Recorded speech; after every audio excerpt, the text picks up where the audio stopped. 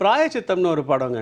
அந்த படம் வந்து அப்பா மெயின் பண்ணியிருப்பாங்க. அப்பாவும் லக்ஷ்மிமாவும் பேர். அதில் வந்து அப்பா வந்து அப்பா அவர் நடித்தது இன்றைக்கி பார்த்தீங்கன்னா கார்த்திக் சார் ஸ்டைல் அது மாதிரி இருக்க மாதிரி தோணும். அதே மாதிரி இந்த அம்மா பாசம் அப்பா பாசம் அப்படின்லாம் சொல்லி தான் படங்கள்லாம் வருதில்ல.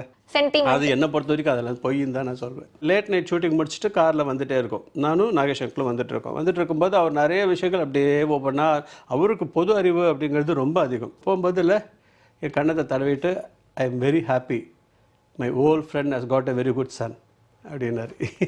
எனக்கு அந்த நேரத்தில் அப்பாவை நினைக்கிறதா கண் கலங்கிடுச்சு. இன்றைக்கி எவ்வளோ பேர் பேசுகிறாங்களோ சுயமரியாதை எல்லாம் சொன்னால் அவர் எனக்கு செயலில் காமிச்சாருமா.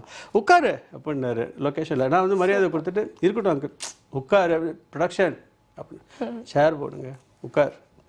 இந்த இண்டஸ்ட்ரியில் நாம் நம்மளை மதிக்கலைன்னா நம்மளை யாரும் மதிக்க மாட்டான். இந்த வார்த்தையை அவர் எனக்கு சொன்னார். எனக்கு நான் ஸ்ரீலங்காவில் இருந்தப்போ திடீர்னு ஃபோன் பண்ணி என்னடா எப்படா இருக்க அப்படின்னாரு. இங்கே இருந்தாலும் டிவியில் ஒன்று பார்த்துட்டு இருக்க முடியும், இப்போ ஒன்று பார்க்கவும் முடியல, ஒன்று குரலும் கேட்க முடியல, எங்கே இருக்க என்ன பண்ணிட்டு இருக்க சிவகுமார் சார். ஆமாம். ஸோ நம்மளை பற்றி இதை மாதிரி இருக்காங்க கவலைப்பட்டுட்டு இருக்காங்க அப்படின்னு அவர் வந்து தன்னை எனக்கு பெரியப்பா அப்படிங்கிற மாதிரி தான் பேசி சொல்லுவாங்க. ஏவிஎம் ராஜேஸ்வரியிலையோ எங்கேயோ ப்ரீவியூ நடந்திருக்கணும்.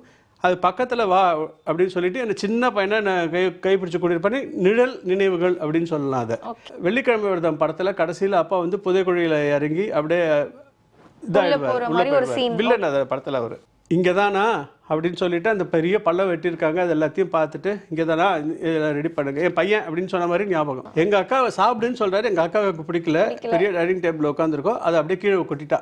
அது ஒரு பெரிய ஹீரோயின்ஸோட கான்காலில் இருந்திருக்கு கோவிட் டைமில். அப்போது அங்கேருந்து எனக்கு ஒருத்தவங்க ஃபோன் பண்ணி பேசினாங்க. உங்களுக்கு அப்பா ஆக்ட் பண்ணதுலே ஃபேவரட் ஃபிலிம்னா என்னது? எனக்கு பிராயச்சித்தம்னு ஒரு படங்க. அந்த படம் வந்து அப்பா மெயின் பண்ணியிருப்பாங்க. அப்பாவும் லக்ஷ்மிமாவும் பேர். அதில் வந்து அப்பா வந்து அப்போ அவர் நடித்தது இன்றைக்கி பார்த்தீங்கன்னா கார்த்திக் சார் ஸ்டைல் அது மாதிரி இருக்க மாதிரி தோணும். அப்பவே என்னோட ஸ்டைல் தான் கார்த்திக் அவர்கள் வந்து அப்படிலாம் இல்லை.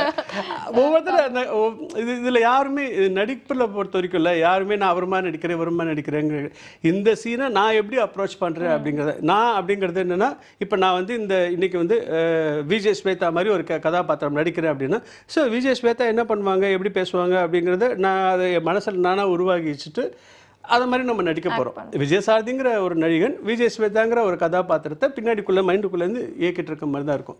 ஸோ அப்படி தான் இருக்குமே தவிர நான் இவர் மாதிரி நடிக்கிறேன் அவர் மாதிரி நடிக்கிறேன் அப்படிங்கிறதெல்லாம் வராது. நம்மளை மீறி நம்ம ரொம்ப ரசிக்கிற ஒருத்தரோட ஸ்டைல் நமக்கு ஏதாவது ஒரு நாடையிலையோ பேசும்போதோ கையிலையோ அப்படிங்கிற மாதிரி வரலாமே தவிர அப்படியே நம்ம இதெல்லாம் பண்ண முடியாது. கதாபாத்திரமாகவே மாறிட்டான் அப்படின்னு சொல்கிறதெல்லாம் மித்து. அதே மாதிரி இந்த அம்மா பாசம் அப்பா பாசம் அப்படின்லாம் சொல்லி தான் படங்கள்லாம் வருதில்ல. ஆமா, நிறைய அதை வச்சு தான் நிறைய வசூலிக்கிறாங்க. சென்டிமெண்ட் அது என்னை பொறுத்த வரைக்கும் அதெல்லாம் பொய்ன்னு தான் நான் சொல்வேன். வை பிகாஸ் ஏன்னா அது ஒரு பெரிய ஒரு சென்டிமெண்டால நம்ம தமிழ் சினிமா அந்த சென்டிமெண்டால நம்ம இமோஷனலாக ஒரு சீன் மேனா பண்ணிட்டு அந்த படத்தில் அப்படி இருக்குன்னு சொல்லிட்டு போகலாம். அதுதான் நிஜ வாழ்க்கையில் இருக்குது அப்படின்னு சொல்ல முடியாது. அதான் ரியல் லைஃப்லையும் அதே மாதிரி தான். உங்கள் டேடி வந்து உங்களை செட்டுக்கு கூப்பிட்டு போயிருக்காங்களா? என்னைக்காச்சும் நீங்கள் அதை ட்ரை பண்ணியிருக்கீங்களா? 2 அக்கேஷன். ஒன்று வந்து செங்கல்பட்டுலையோ ஏதோ ஒரு எங்கேயும் தெரில, திருக்கழுக்குன்றமா எதுவும் தெரில. சிவகுமார் அங்கிளும் அப்பாவும் நல்ல க்ளோஸ். அப்பாவோட க்ளோஸ் ஃப்ரெண்ட்ஸ் அப்படின்னு பார்த்தீங்கன்னா சிவகுமார் அங்கிள், ஜெய்சங்கர் அங்கிள். அப்புறம் நான் தேசிய கீதம் படம் பண்ணும்போது தான் அதான் என்னோட முதல் படம் நாகேஷ் அங்கிள் மீட் பண்ணேன். அவர் வந்து அப்பாவை பற்றி நிறைய பேசினார். என்னென்னா ஒரு தடவை நானும் அவரும் லேட் நைட் ஷூட்டிங் முடிச்சுட்டு காரில் வந்துகிட்டே இருக்கோம். நானும் நாகேஷ் அங்கிளும் வந்துட்டு இருக்கும்போது அவர் நிறைய விஷயங்கள் அப்படியே ஒவ்வொன்றா அவருக்கு பொது அறிவு அப்படிங்கிறது ரொம்ப அதிகம். திடீர்னு ஒரு ஸ்லோகம் ஒன்று ஆரம்பிப்பார், இதை பற்றி என்ன சொல்லியிருக்கு அப்படின்னு நான் அந்த ஸ்லோகத்தை சொல்லி முடித்தேன். அது மாதிரி 2-3 எனக்கு தெரிஞ்ச ஸ்லோகமாக அவர் சொன்னார். அது அந்த நேரத்தில் நல்லது நடந்ததுன்னு வச்சுக்கோங்களேன். அது நான் சொல்லி முடித்தேன். எல்லாம் முடிச்சுட்டு அவர் ரூமில் கொண்டு போய் அவர் ரூமில் விட்டுட்டு நான் என் ரூமுக்கு போகும்போது இல்லை என் கண்ணத்தை தடவிட்டு I am very happy my old friend has got a very good son அப்படின்னாரு. எனக்கு அந்த நேரத்தில் அப்பாவை நினைக்கிறதா கண் கலங்கிடுச்சு. ஆனால் அந்த வார்த்தைகள் இருக்குது பார்த்தீங்களா. சரி அப்பாவுக்கு நம்ம வந்து நல்லவனாக இது வரைக்கும் வாழ்ந்துட்டுருக்கோம் அப்படிங்கிறவர் தான். அவர் பேரை கெடுக்காம நல்லபடியாக வாழ்ந்துட்டுருக்கோம். My old friend has got a very good son அப்படின்னு சொல்லிட்டு போகும்போது அவர் தான் எனக்கு வந்து இன்றைக்கி எவ்வளோ பேர் பேசுகிறாங்களோ சுயமரியாதை எல்லாம் சொன்னால் அவர் எனக்கு செயலில் காமிச்சாருமா. உட்காரு அப்படின்னாரு லொக்கேஷனில். நான் வந்து மரியாதை கொடுத்துட்டு இருக்கட்டும் அங்கு உட்காரு ப்ரொடக்ஷன் அப்படின்னு சேர் போடுங்க உட்கார்.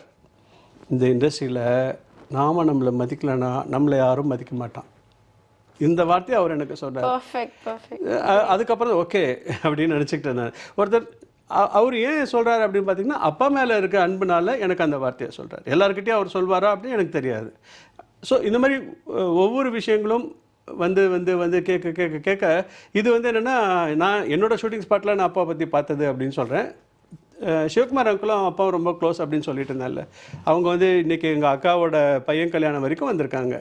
எனக்கு நான் ஸ்ரீலங்காவில் இருந்தப்போ திடீர்னு ஃபோன் பண்ணி, என்னடா எப்படா இருக்க அப்படின்னாரு. இங்கே இருந்தாலும் டிவியில் ஒன்று பார்த்துட்டு இருக்க முடியும், இப்போ ஒன்று பார்க்கவும் முடியல, ஒன்று குரலும் கேட்க முடியல, எங்கே இருக்க, என்ன பண்ணிட்டு இருக்க. சிவகுமார் சார். ஆமாம். ஸோ நம்மளை பற்றி இதை மாதிரி இருக்காங்க, கவலைப்பட்டுட்டு இருக்காங்க அப்படின்னு அவர் வந்து தன்னை எனக்கு பெரியப்பா அப்படிங்கிற மாதிரி தான் பேசி சொல்லுவாங்க. அவன் நான் எப்போ ஃபோன் பண்ணாலும் பேசுவார், வீட்டுக்கு வாணி அப்படின்னு சொல்வார். ரொம்ப அன்பானவர். ஏதாவது ஒரு விஷயம் நம்மகிட்ட ஒரு கண்டிக்கணும் அப்படின்னா அது கண்டிப்பார். ஒரு விஷயத்தில் நாம் ஏதாவது நான் அவரை சித்தி நடிக்கும்போது நான் அவர் கிட்ட பண்ணி ஜோக்கெலாம் பண்ணியிருக்கேன். சிரிப்பார், ரசிப்பார், துரத்திட்டுலாம் வருவார், கலகலகலன்னு இருப்பார்.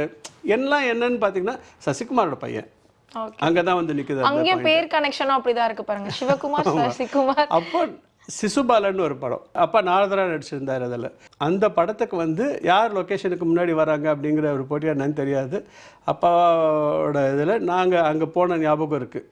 அதுக்கப்புறம் பார்த்திங்கன்னா என்னோட பிறந்த நாள் அப்படின்னு எங்கள் அக்கா சொல்லி எனக்கு நல்ல நினைவில் இருக்க விஷயம், பருவகாலம்னு ஒரு படம் ஒன்று பண்ணியிருந்தாங்க அப்பா. அது ஒரு த்ரில்லர். அது அந்த படத்தில் வந்து